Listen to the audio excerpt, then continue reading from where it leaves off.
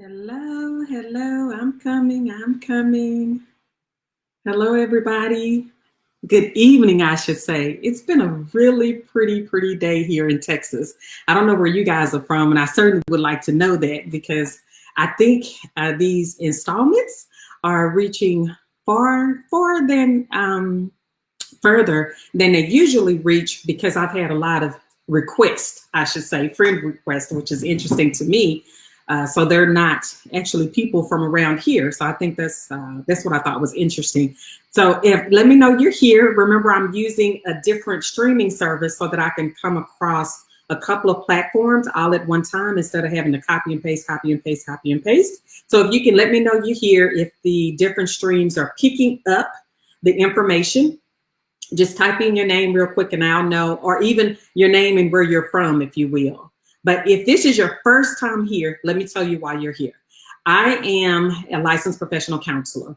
And as a part of the advocacy work that I do, I actually talk about, I don't want to say popular, but common, that's a good word. I talk about common issues that we address in the counseling office to kind of pull it out of the office, out of the classroom, out of a scholarly environment into the community so that we can have open and transparent discussions. So Keidra says she's here. Thank you for joining. Rochelle, how are you doing? Glad you guys are here. I appreciate you putting your comments. And I'm actually looking on a couple of platforms because we realized last week that I can't see all of the comments. So you can't have it all, right? But today, we have something really serious to talk about. Not that the other ones weren't serious to talk about, but today we're going to talk about family fractures. So I'm not sure if you all have actually taken a look at that in your family, or if you've noticed a shift in the energy with your family, or shoot, if your family is just fractured, it's broken and you guys don't do the things that you used to do. We're going to talk about that tonight and kind of pull it into the discussion for this entire month of the series is when the holidays aren't, why did I forget that? Because it's one segment called When You Don't Feel Holly. But when the holidays aren't, I don't know why I'm stuck, but y'all know what I'm talking about if you've been here for the three before now. So here we are this week, and we're actually going to talk about family fractures. Before, we talked about creative coping, how some creative ways that you can cope. We talked about the resiliency and in your response and how to build that resiliency. And then last week, that's why I'm stuck on that one, because it was a really dynamic discussion. We talked about when you just don't feel holly, like what are some things that you can do to kind of elevate. Hey, Felicia, I see you. Thank you for joining in again. Okay, Sasha is from New Mexico. Nice to meet you. Thank you for joining us. And we don't stay on long on Monday nights, guys. I know first day back in week for a lot of people, we just get on and we talk about a couple of things and then we say goodbye to one another. So tonight, we're talking about family fractures, meaning there's some things in your family that aren't necessarily comfortable for you. Thank you. I knew I could depend on her. When the holidays don't feel magical. And I actually had a pretty easygoing day and no caffeine, may I add. But when the holidays don't feel magical. So today, the segment is on fractures, family fractures, fractures in the family, when you're ticked at your family, when you're mad at your family. So let's get started with that, and then we'll kind of pick up some things along the way. So the first thing that I want you to remember is that your peace is paramount. You have to value your peace over everything else. And I say that because sometimes we will make compromises for the sake of tradition. We'll do that. So one technique that my husband and I have used over the years is we'll get to a location early before the huge crowd gets there, or we'll plan to leave early before the crowd that is there starts drinking and get, to another way of kind of acting, and that may be not necessarily offensive. Sometimes it is offensive, but it may be hard for us to regulate in terms of how we interact with people. So that's one of the techniques that we use. And that helps us. We get to see the family members, and then we get to protect our peace. So we're not as involved in some of the things that disrupt our peace, if you will. That's one thing. What are some ways that you guys kind of manage family fractures? Like, that it's really not good for you to be in that situation. Do you protect your peace or do you sacrifice your peace? And I remember being at events, not even events, but certain parties or gatherings where I just I was like, I should have left a long time ago. So that's one of the things that you can do. So let me say hello to some more people. Demetra tagged you. Okay, so Tasha tagged Demetra. Hey, Patrick from Baltimore. I appreciate that, Uncle Patrick, jumping in. And then here's the one that is really hard for people to do or really hard to recognize. This is the second one. The first one is your peace is paramount. The second one is choose family members who you can trust to respect your boundaries. Now, there's a typo in there, so just ignore that. But if you want these in a written form, I have a download available on my website at staciaalexander.com. So you can get a full pamphlet of this if you want to share it with family members or friends. But do spend time with family members who respect your boundaries. So if you've said that, okay, let's just be real about it. I don't like y'all smoking weed around me, right? So when you go over there, they start smoking weed. It's probably not a good idea for you to hang out with them, right? You may go over at the beginning of the day or go over the day before the actual holiday.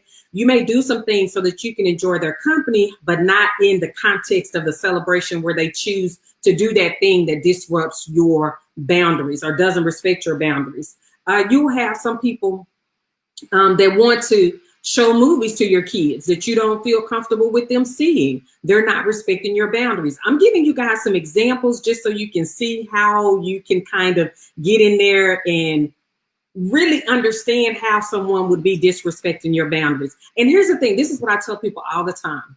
You do not have to confront every situation in order for you to, one, protect your peace, and two, respect your boundaries. It does not have to be confrontational. There are dozens of research studies, probably hundreds of research studies on classical conditioning. You can teach people how to treat you with how you behave. You don't have to have a confrontation with them. So let me. I'm trying to give you an example. And I have some colleagues in the room I can see. If you can think of an example, let me know. Patrick says protect, right? Felicia says she'll protect her peace by keeping her boundaries. Hey, Angela, I see you guys. So one way that you can condition someone on how to treat you without being confrontational.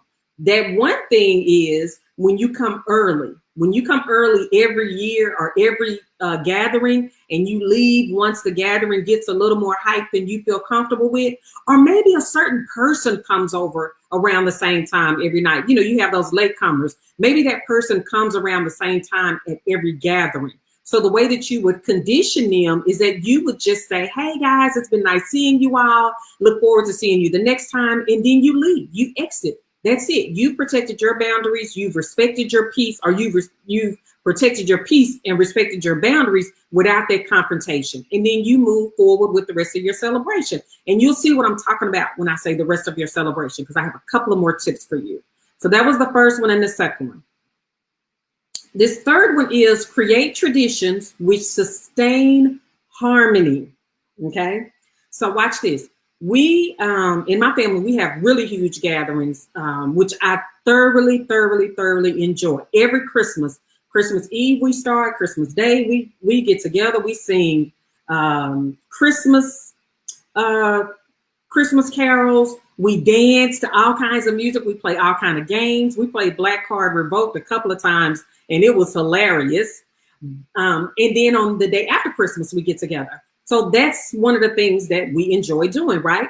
But on Thanksgiving, a couple of years ago, I chose to stay at home with my immediate family. My mom, my dad may come over, my husband and my kids. We have a small gathering. That's the time of the year that I really just sit down, enjoy them, feel grounded, and that's all we do. My husband may go somewhere else, but for the most part, we cook dinner here. That's because I decided that on that particular holiday, I would rather just have a small gathering. That's me creating a tradition that sustains harmony in our household. We get to spend that holiday together. We get to connect. And then on Christmas, we hop from house to house and celebrate with everyone else. What are some traditions that you all know you're engaging in that may not necessarily be harmonious? And I'm talking about like barbecues. We've gone to barbecues where people that were not necessarily a part of the family started fighting. So it created quite a bit of tension. And I have a good mix of family members. So I know you guys are like, where'd she come from? But I have a good mix of family members, if you will. But what are some things that you guys have experienced that robbed you of your harmony. I'm gonna give you a few seconds to comment while I try to see if all of my comments are coming through. I don't want to miss you guys this week because I know I did last week and it was like, that sucks. I would have liked to have talked to them. There you go. See, I am missing some people. Hey, Miss Jackson. Hello, Dr. Guillory. Look at there. I appreciate you guys tuning in. All righty. So if you type in some of your comments, let me know and I will get to them. There we go. I think I'm seeing quite a few people. Then this next one. So that one is sustaining harmony. You create your new traditions. This next one is have a Friendsgiving celebration to celebrate your relationship choices. So that would look like, that would look like choosing to celebrate with a group of people that are your friends. And I talk about this in August Accountability too, as a part of the relationship quadrant. If you don't know about that, you got to follow my page and my YouTube channel for more information. But in the relationship quadrant, we actually talk about the types of relationships you have. And one of those are the friends and family that you choose. So they may not be a blood relative, but you've chosen them to hold a special place in your heart. So make some time to spend with them specifically and not be forced into these gatherings because that's the tradition of the family. So let's say like my family, we go from Christmas Eve to the day after Christmas. If I wanted to, I could say, hey, I'd like to meet my girlfriends from kindergarten. Let's meet at a coffee house or something the day after Thanksgiving and kind of catch up with one another. And we've done that before. So those are the kind of things that I'm talking about. Be very intentional about connecting with people that you know you have that peace and harmony with. And the reason you want to do that is because that helps you balance out. When you're managing the holidays, you don't feel necessarily magical. Thank you, Tasha. You don't feel holly. You're kind of struggling through. Make sure you're leveling that energy out with people that'll feed back into you as well. That's what it means to be a human being, is to have that balance. So Patrick shared that alcohol will kill a gathering. Alcohol and drugs will kill a gathering, and it will change the energy. That's what will rob you of your peace in a gathering. So thank you for sharing that. Let's see some other ones that we have in there. Scrolling. Okay. So another Patrick said, children that bring someone that has drama. Oh, you know what? That sure is true when you have kids that are of dating age or are empty nesters and they come back to the household and their friends bring drama. And you know what? Some people can bring drama and they never say a word. How do they do it? The energy, just the energy that they give off. Like, be really mindful of how much that impacts your household. And then someone said very late comers. So that means they've probably been house hopping like we have, but whatever happens, that bothers you when they come to the house really late. Now, what would get me is if a latecomer comes and all the food is gone and then they have something to say about it. That would bother me. So when you put a comment in, if I don't say your name, can you go ahead and put your name in there? Because some of you, it is identifying as a Facebook user, so I don't know who's saying what. All righty, so here we go. Here's the next one. Ooh, look at here. Get help. You all know that I'm a therapist, so I highly support you going to therapy.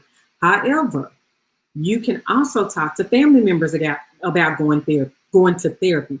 It may not be directly. It may be your testimony that conveys to them the importance of going to therapy just by you sharing. That's how we're going to remove the stigma if we talk more openly about it. Just like you talk about the PlayStation 5 you bought, you talk about the new car, the new job that you got, the traveling that you did, maybe not 2020, but the traveling that you did, just like you talk about those things, go ahead. And if you're going to therapy, go ahead and say that. Go ahead and be honest about it. That way, when the complainers, Kedra, if you said that way when the complainers, you know, you can say, hey, you know, we're looking for positive energy. We want to laugh, because some people are stuck in negativity, guys. There are so many things that are going on with them that they have a hard time being positive. So you may want to say that, because if they were limping, if they had a knot on their head, or if they had, if they passed out during the celebration, you would say, hey, you need to go to a doctor. So complaining is a sign of some deep level of disruption that needs to be addressed. And if you don't, Yeah, so I'm not going to go too far into that, but let's go over these again. All right. Remember, your peace is paramount. Choose family members who you can trust to respect your boundaries. Number 3, create traditions that sustain your harmony, because you want to maintain that harmony, that positive energy. Have a Friendsgiving celebration to celebrate your relationship choices, the people that you've chosen to spend time with. And then the last one is get help. If you find that you just cannot enjoy the holidays for whatever reason, you've tried everything, just go ahead and get help, and then be open with your family members about the help that you've received. So you guys, like, kind of tell me, are you traveling for the holidays? Or like, do you expect to be around some of the complainers, or are you guys sticking it in the house? Are you staying in the house because of COVID? Like, none of us, I don't think, unless you are in that group that would get the vaccine early, I don't think so. But are you planning on sticking around the house? And like, these are some of the things that you know you can use for next year. You'll have this year to practice during those Zoom calls. What are we working with right now? And the reason I ask you that is because I really like to know what you want to hear more of.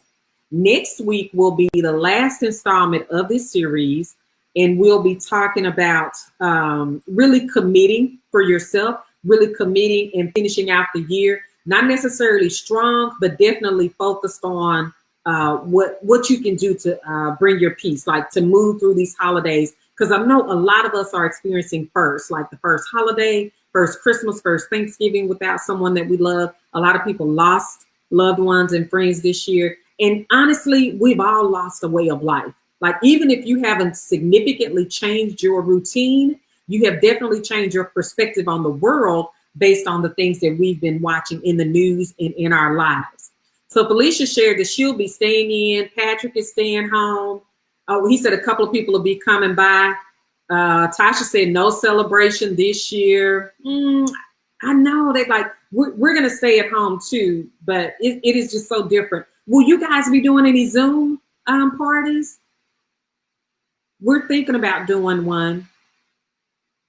Okay. Then Rochelle said they'll be staying at home making new traditions. That's cute. Like, I've heard so much about the hot cocoa bombs. I looked up a recipe on Pinterest. I think I'm gonna make a hot cocoa station. All our kids are grown, but I think they'll still have fun with it. And then Sharon says she's staying home. I think a lot of us are choosing that, which is interesting, just to, look at the consensus and keep it safe.